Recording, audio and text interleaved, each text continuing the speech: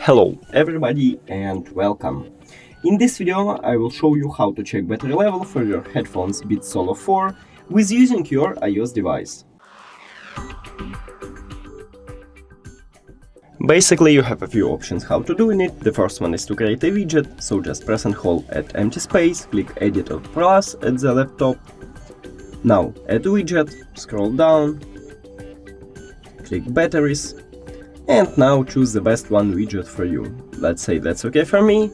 After that click Add Widget, and right here you can check a battery level. And the second one is to open Settings, click on your headphones, and right here at the top you can check battery level. That's it. Thank you for watching this video. If you found it helpful, please consider subscribing to channel and leave the like on the video. It's really important to us. See you later!